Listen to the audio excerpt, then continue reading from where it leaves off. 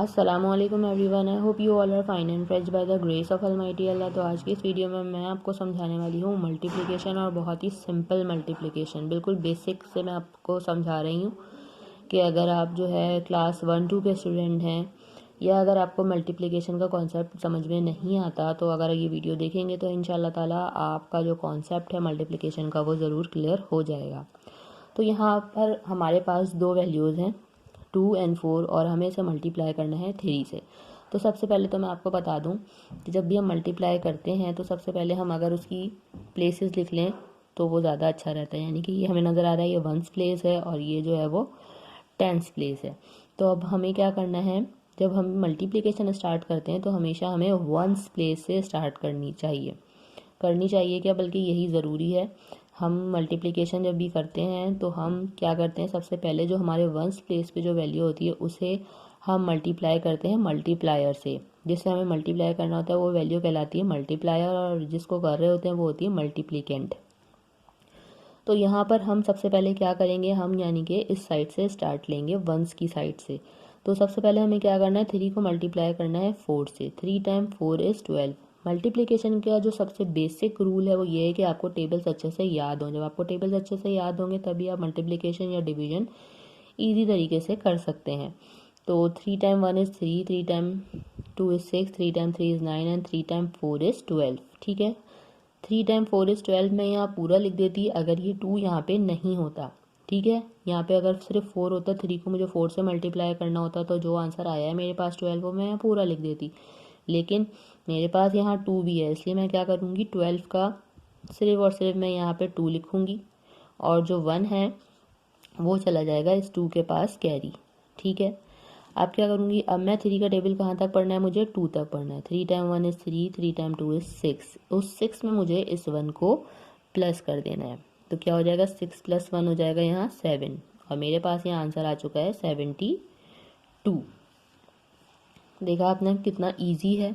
अब इसी तरह अगर हमारे पास यहाँ 3 वैल्यूज़ हैं तो हमें बिल्कुल भी देख के परेशान नहीं होना है। हमें क्या करना है, सबसे पहले हमने की प्लेसेस लिख लेनी है, वंस, टेंस, 100। ठीक है, अब हमें क्या करना है, 1 से स्टार्ट लेना है। 3 टाइम 3 इज़ 9। ठीक है, मैं आपको स्टार्ट से भी पढ़ के दिखा देती हूँ। 3 time 1 is 3, 3 time 2 is 6 and 3 time 3 is, यहाँ हो चुका है हमारे पास 9। यहाँ हमारे पास सिंगल डिजिट था इसलिए हमें कोई कैरी देने की ज़रूरत नहीं है, एक ही डिजिट था इसलिए वो हमने यहीं लिख दिया। अगर हमारे पास 2 डिजिट होते तो फिर हम यहाँ से एक कैरी देते। 3 टाइम, अब 3 का टेबल हमें कहाँ तक पढ़ना है, 1 तक पढ़ना है। 3 टाइम 1 इज़ 3, यहाँ हमारे पास फिर से एक ही डिजिट आया है तो हमने वो पूरा लिख दिया। अब हमें 3 का टेबल कहाँ तक पढ़ना है, 3 का टेबल हमने पढ़ना है 2 तक। 3 टाइम 1 इज़ 3, 3 टाइम 2 इज़ 6। 6 हमारे पास अगर यहाँ 2 डिजिट भी आते तो वो हमें यहीं लिखने पड़ते, क्योंकि आगे हमारे पास और कोई वैल्यू नहीं है जिससे हम 3 से मल्टीप्लाई करते। अब हमारे पास यहाँ 4 का टेबल है। ठीक है, और हमारे पास यहाँ जो वैल्यू है, जो हमारा मल्टीप्लिकेंट है, वो है 423 मल्टीप्लाई बाय 4।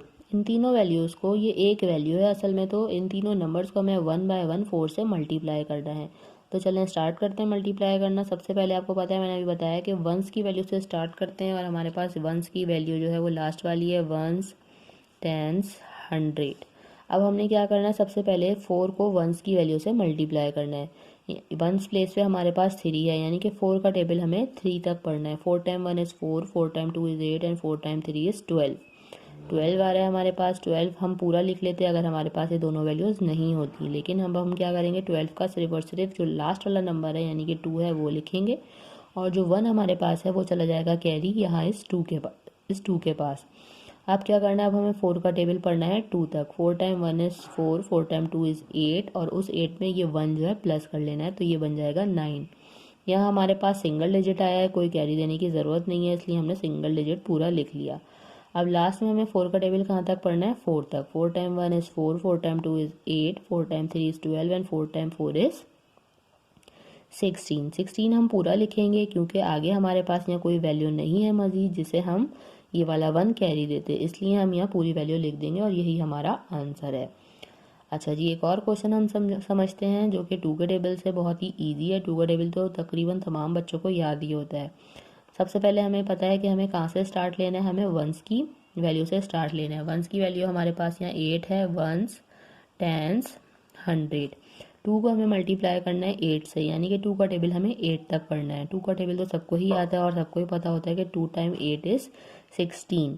अब 16 हम यहाँ पूरा नहीं लिख सकते क्योंकि हमारे पास यहाँ और भी वैल्यूज़ हैं, इसलिए हम क्या करेंगे, 16 का जो लास्ट डिजिट है यानी कि 6 हम सिर्फ और सिर्फ वो यहाँ लिखेंगे, और जो 1 है वो यहाँ हमारे पास इस 2 के पास कैरी चला जाएगा, यानी कि नेक्स्ट डिजिट के पास कैरी चला जाएगा।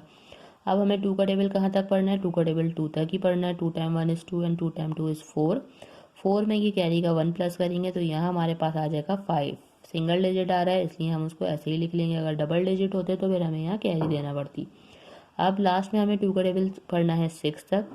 2 का टेबल जब हम 6 तक पढ़ेंगे तो आ जाएगा हमारे पास 2 टाइम 6 इज़ 12। 12 हम यहाँ पूरा लिखेंगे क्योंकि आगे कोई वैल्यू नहीं है जिसे हम आगे कैरी दे सकते हैं, इसलिए हमने यहाँ 12 पूरा लिख लिया। देखा आपने कितनी जल्दी से हमने मल्टीप्लिकेशन जो है वो सीख ली है। इसी मेथड को फॉलो करते हुए आप बड़ी से बड़ी डिजिट्स जो भी कोई हो उन्हें आप जो है वो सॉल्व कर सकते हैं। आई होप कि वीडियो आपको अच्छे से समझ आई है। अगर ये वीडियो आपको पसंद आई तो इसे लाइक और शेयर ज़रूर करें और मेरे चैनल को भी सब्सक्राइब करें। इंशाल्लाह बहुत जल्द मिलती हूँ आप सभी नेक्स्ट वीडियो में। अपना बहुत ख्याल रखिएगा। अल्लाह हाफ़िज़।